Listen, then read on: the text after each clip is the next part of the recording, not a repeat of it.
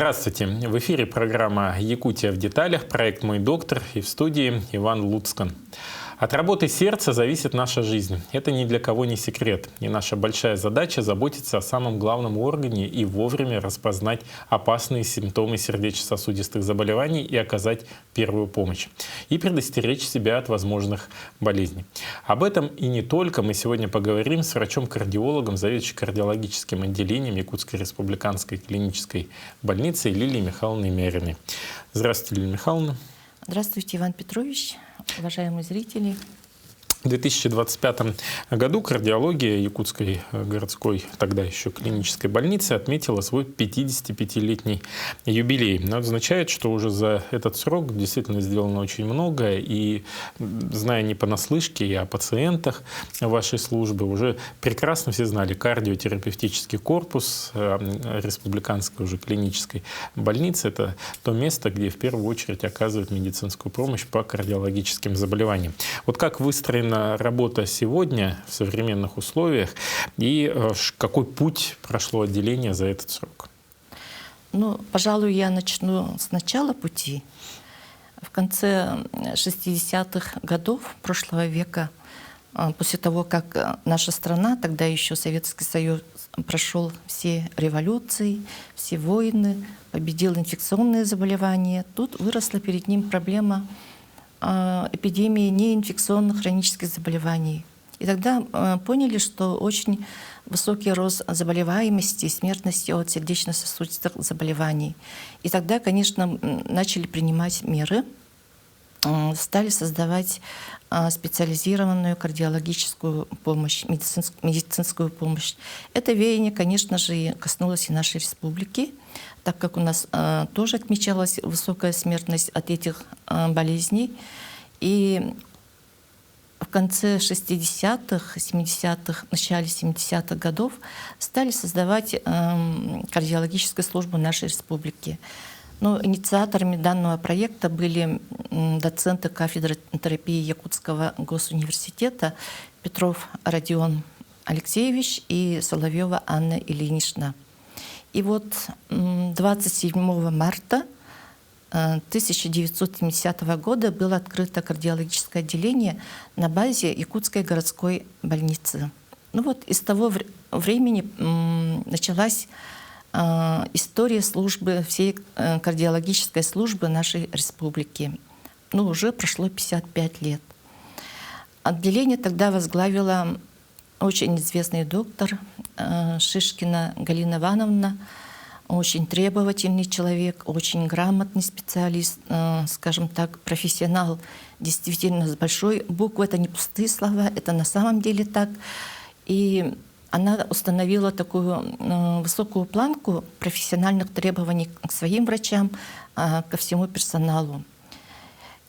И стали оказывать помощь по сердечно-сосудистым заболеваниям городу Якутску. Ну, была, конечно, методическая помощь всей республике. Выезжали иногда по санавиации, оказывалась методическая помощь, станции скорой помощи. И вот в 1974 году открыли палату интенсивной терапии, что позволило оказать экстренную неотложную медицинскую помощь при ургентных состояниях, таких как кардиогенный шок, внезапная сердечная смерть, отек легких, тяжелые нарушения ритма сердца. И тогда были введены методы сердечно-легочной реанимации, дефибрилляции, электрическая кардиоверсия при тяжелых нарушениях ритма сердца. Ну и стали выводить из таких тяжелых состояний, как кардиогенный шок. Это был, конечно, очень большой шаг вперед. В начале 80-х годов стали применять метод системного тромболизиса при острых инфарктах миокарда. Это такой метод, который, скажем так, растворяет сгустки крови, сгустки фибрина, тромб в артериях сердца, которые образуются при инфаркте миокарда. То есть так называемый реперфузионный метод, то есть метод, который позволяет восстанавливать кровоток по сердцу. И этим было, конечно, большой шаг вперед к снижению летальности, госпитальной летальности от инфаркта миокарда. Так, потом в 1991 году было отстроено здание для кардиологической службы. Это на территории нашей больницы. Сейчас мы там до сих пор работаем. И кардиологическое отделение расширилось до 3 отделений. Это инфарктное отделение, где проходили реабилитацию пациента с инфарктом миокарда, кардиореанимационное отделение, ну, это экстренное, где помощь оказывалась, и ревматологическое отделение. Ну, хочется отметить, какие энтузиасты тогда работали. Вот в начале 70-х, 80-х, ну, вот под руководством Галины Ивановны Шишкина работали Зинаида Ивановна Соболева, тоже очень грамотный врач, Владлена Иннокентьевна Новодворская, Мария Дмитриевна Каменева, она впоследствии стала заведующей кардиологией инфарктного отделения, скажем так, Зинаида Ивановна Белорыбкина, ну и многие другие. Ну, я еще забыла упомянуть Галину Степановну Ржакову, это доцент кафедры ЕГУ. Ну, Галина Степановна и уже, у меня преподавала, да. Да, ЦВФУ уже, получается так. Вот она у нас была бессменным научным руководителем и помогала любой трудной ситуации. Так, потом в 2011 году, когда опять же была принята программа по борьбе с сердечно-сосудистыми заболеваниями, начали внедряться сосудистые центры, применяться инвазивные технологии, такие как черезкожные вмешательства на сердечных сосудах. Открылся региональный сосудистый центр на базе Республиканской больницы номер 2. Ну, конечно, произошла реорганизация всей структуры нашей кардиологической службы в республике, и наше отделение инфарктное и кардиореанимационное объединилось в кардиологическое отделение с палатой интенсивной терапии.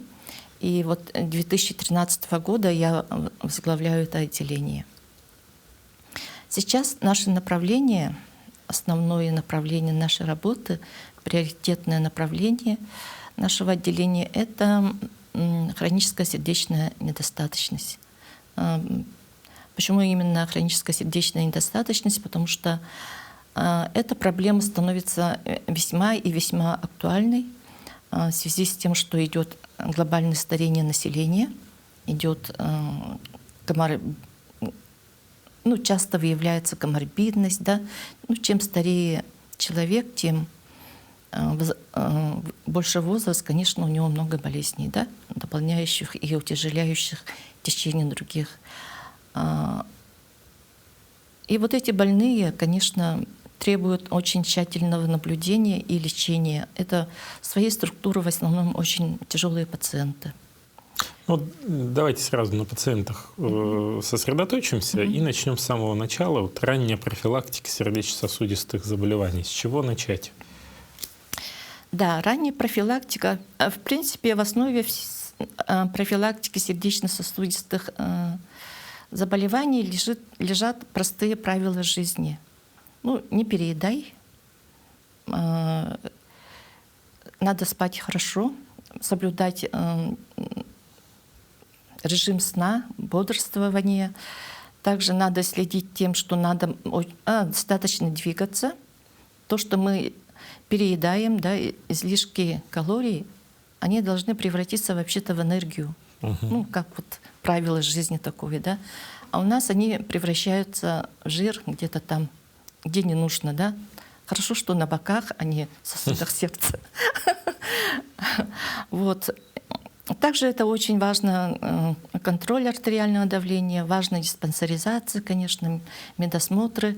Важно уделять внимание своему здоровью. Хотя вот сейчас, в данное время, мне кажется, каждый человек знаком с эпидемией, что такое сердечно-сосудистое заболевание.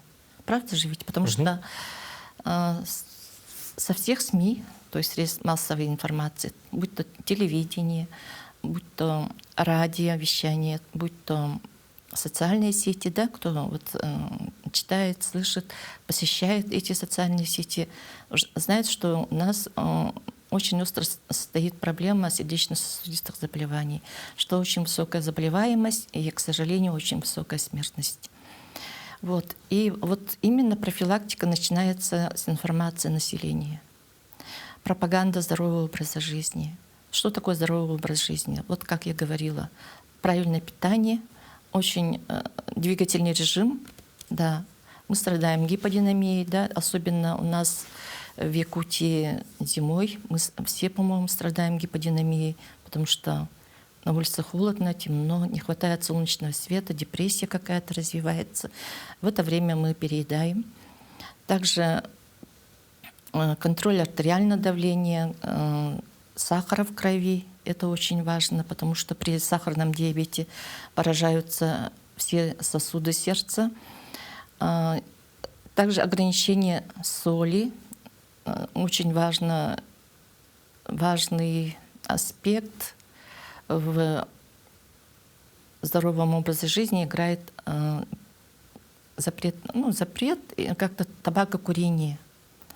Потому что табакокурение напрямую поражает сосуды, артериальные сосуды, и вызывает артериальную гипертонию. И в основном у кого есть сосудистые осложнения, они когда-то курили, либо курят, пока осложнение не развилось. Так, и ожирение. Да, еще я забыла сказать хронический стресс.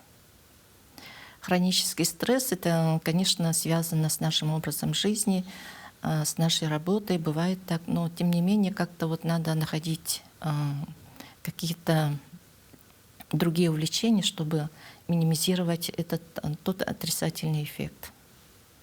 А вот что касается диагностики во время медосмотров сердечно-сосудистых заболеваний, вот проводили ли вы параллели с тем, что раннее выявление на медосмотрах, на мой взгляд, где-то процентов 20-30 должно быть уже на медосмотрах, да, в медосмотрах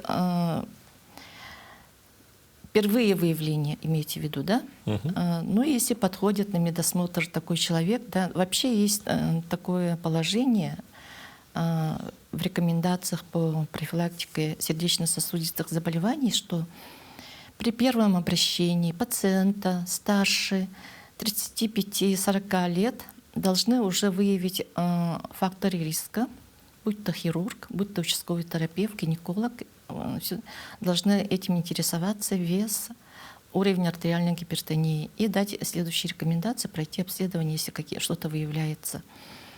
А на медосмотрах, конечно, если есть уже хронические заболевания, процент там на медосмотрах не такой высокий. Но другое дело — диспансеризация, да? Диспансеризация — это когда на первом этапе уже целенаправленно выявляются факторы риска развития сердечно-сосудистых заболеваний.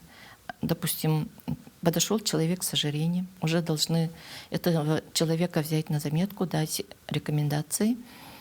Также там измеряется артериальная гипертония. Если артериальная гипертония выше 140, это уже, скажем так, прямая рекомендация обратиться к терапевту. Измеряется уровень холестерина, что очень важно, и уровень сахара. Снимается ЭКГ.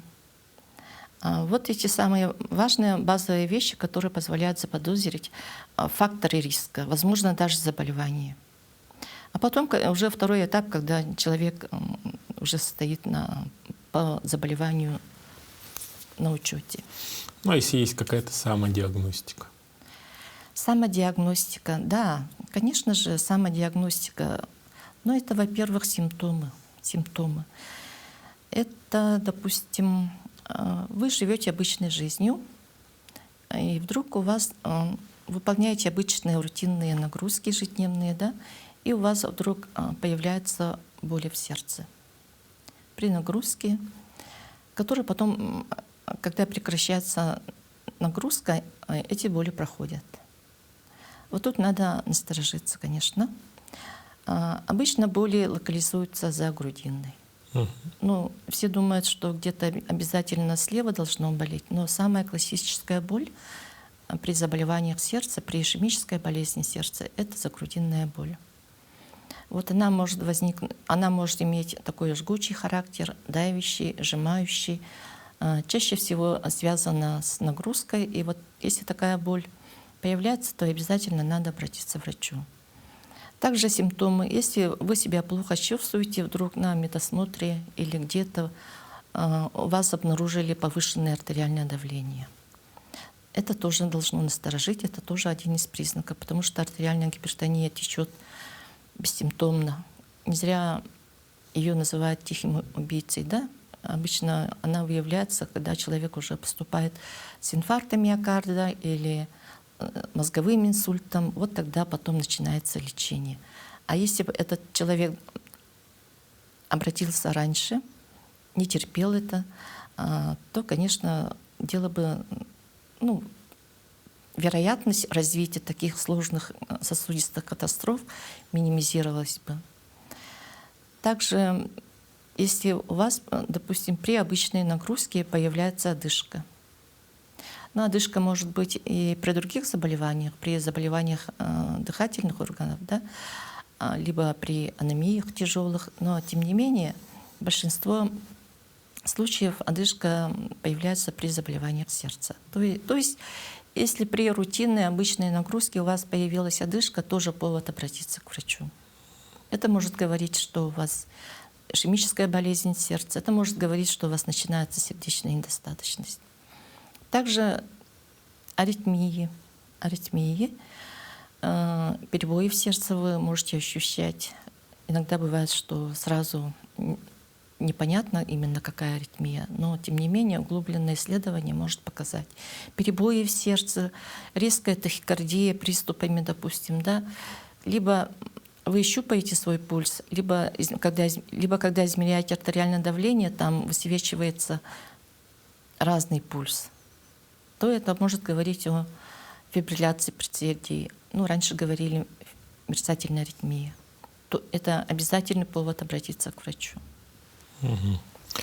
Вот если описать портрет, наверное, да, вашего среднестатистического пациента, кто это? Мужчина, женщина? Какой возраст? С каким набором иных болячек? Да, это такой вопрос, конечно. Хороший вопрос. В связи с... Сейчас идет, как я говорила, старение населения. И наш такой среднестатистический больной пациент, если это мужчина лет, начиная с 60 до 80, да, обычно он упитанный, имеет хороший вес, имеет артериальную гипертонию.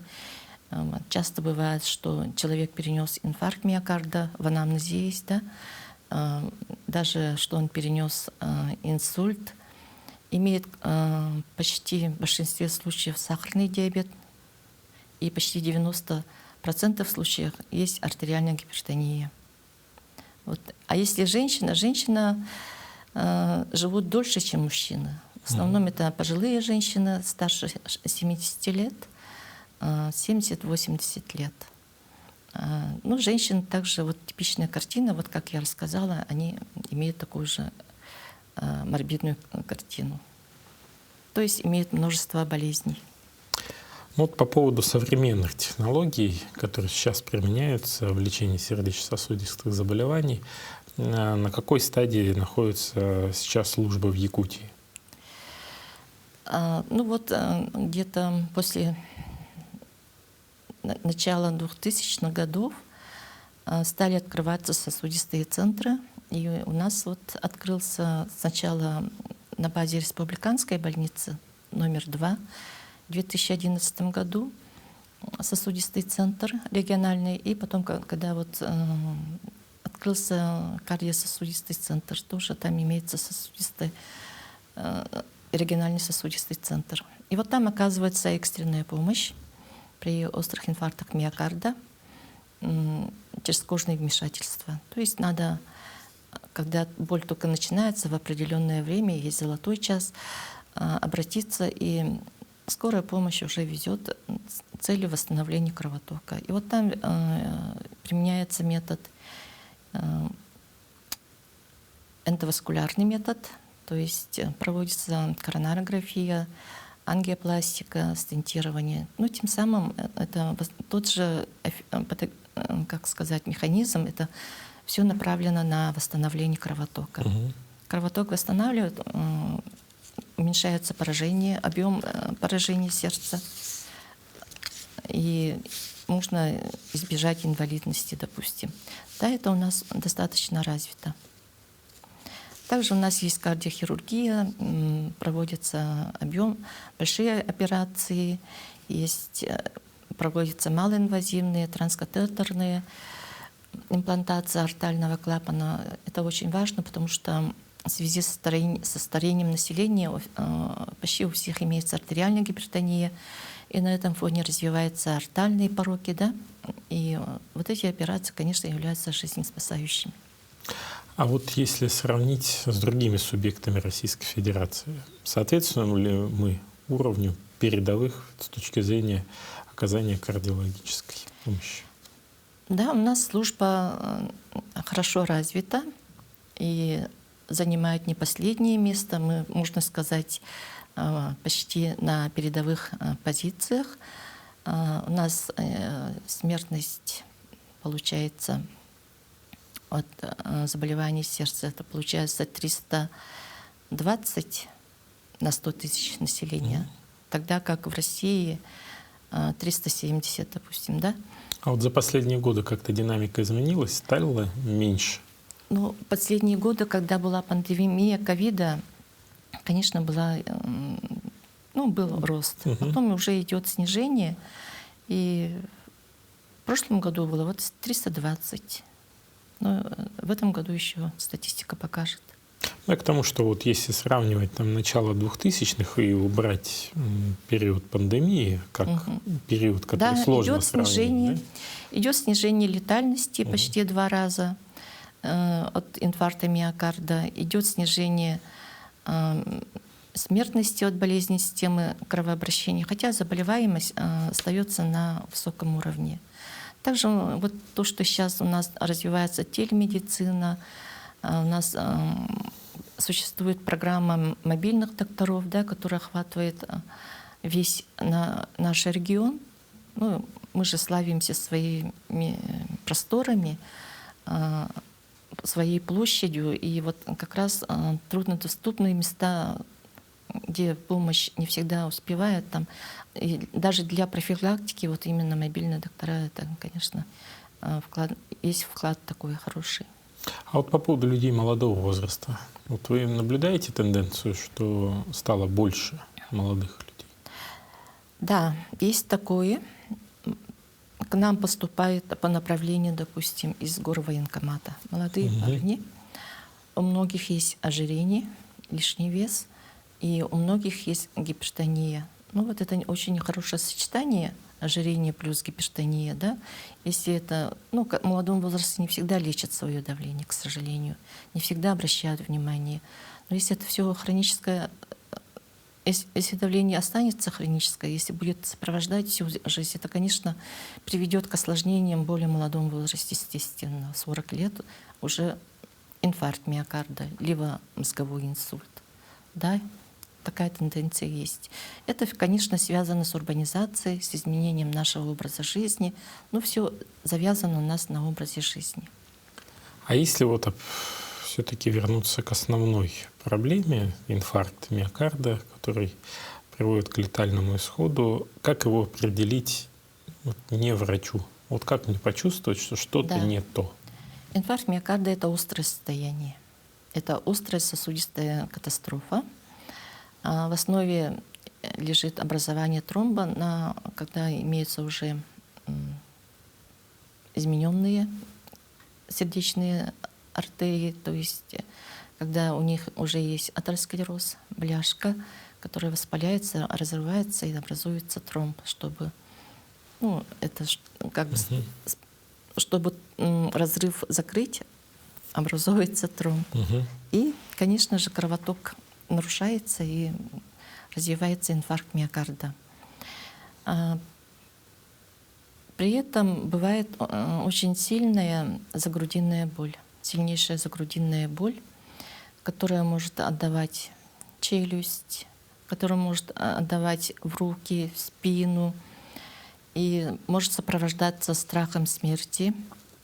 Иногда бывает, ну это классический вариант. А бывает так, что инфаркт миокарда имеет атипичную форму. Это когда начинается внезапная одышка. Внезапная одышка, которая никогда не была.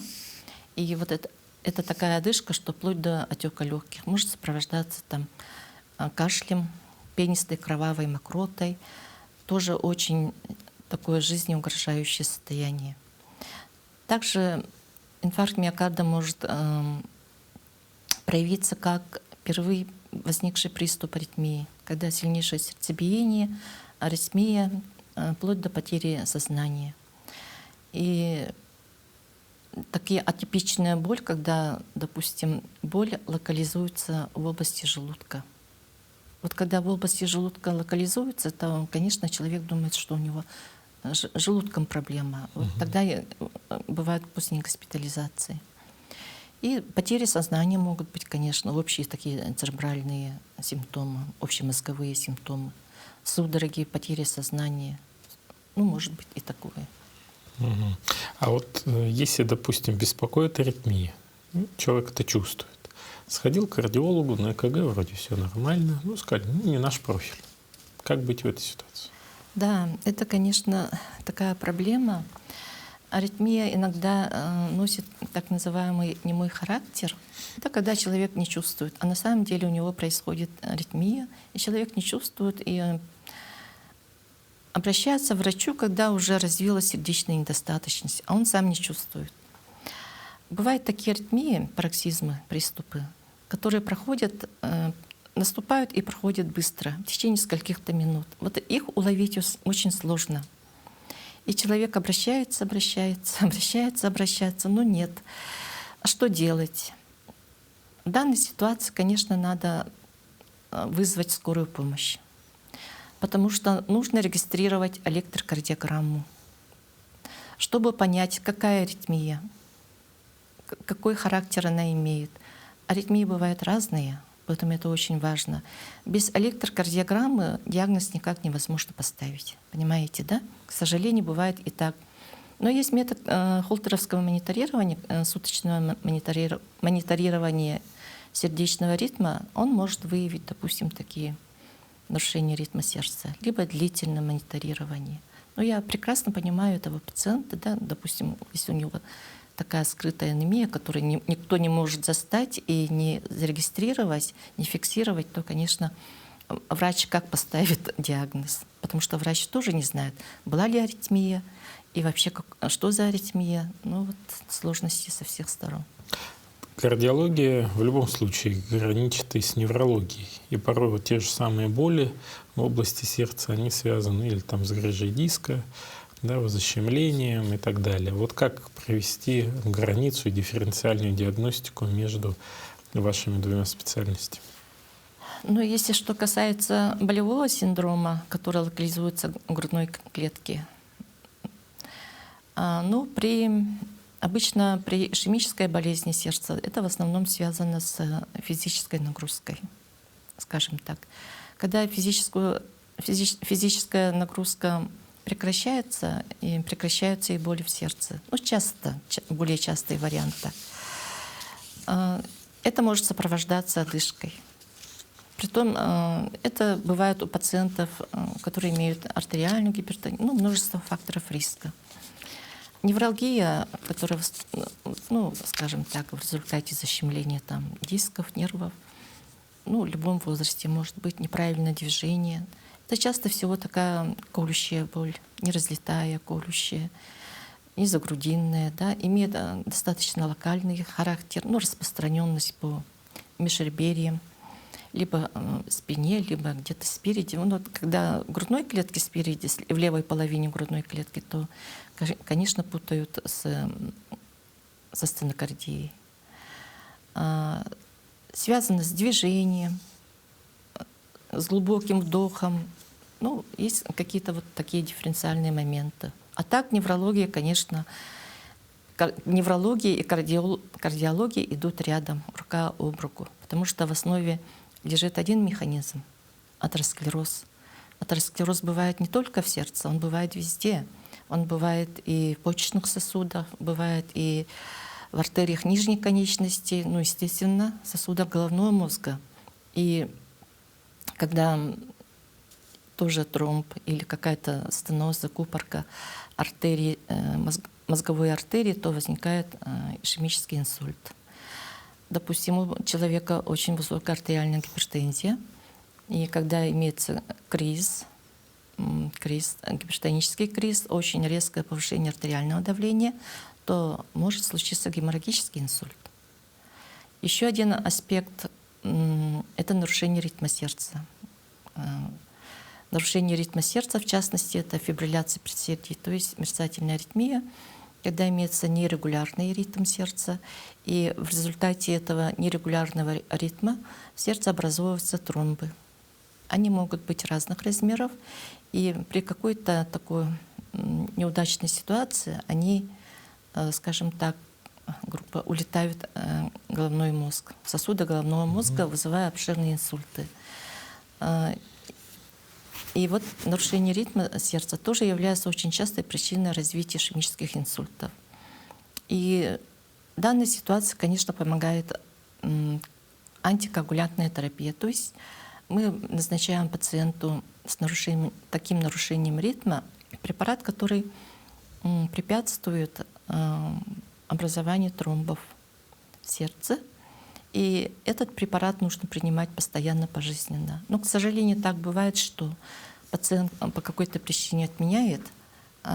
Отмена даже, допустим, в течение 2-3 и более дней, это может привести к инсульту, повторным инсультам. К сожалению, так часто встречаются. Ну и вот, наверное, завершающий вопрос. Он касается всех абсолютно, потому что в этой ситуации может оказаться каждый. Один дома. Да, и почувствовал, что тебе плохо. Скорая, хорошо, вызвал, но вот первые 25-30 минут, пока едет скорая, что нужно делать? Себе сам помочь только когда он находится в сознании. Самое главное — это, конечно же, сразу позвонить в скорую помощь и открыть дверь. Если, допустим, боль в сердце, то нужно лечь, либо сидеть, либо лечь, успокоиться. Если есть нитроглицерин, то принять под язык и ждать скорую помощь. Постараться успокоиться, не паниковать. Ну вот так. В общем, у каждого в аптечке должен быть нитроглицерин. На всякий пожарный. Да. Я хочу поблагодарить вас, Лилия Михайловна, что вы подошли к нам в студию, ответили достаточно подробно на интересующие телезрителей вопросы, да и коллегам. Наша беседа, уверен, будет интересна. Еще раз благодарю. Хочу напомнить телезрителям, что у нас в гостях была врач-кардиолог, заведующий кардиологическим отделением Якутской республиканской клинической больницы Лилия Михайловна Мярина. И мы говорили о вопросах, связанных с сердечно-сосудистыми заболеваниями. Все-таки сердце — это наш один из главных органов, от которого зависит жизнь человека. Поэтому хочется пожелать вам, чтобы вы берегли здоровье нашего самого главного органа, а как мы как раз сегодня и говорили. На этом наша передача подошла к концу. Смотрите нас по будням. В 19:15 мы рассказываем о том, чем живет здравоохранение Республики Саха-Якутия. Всего вам доброго. До свидания.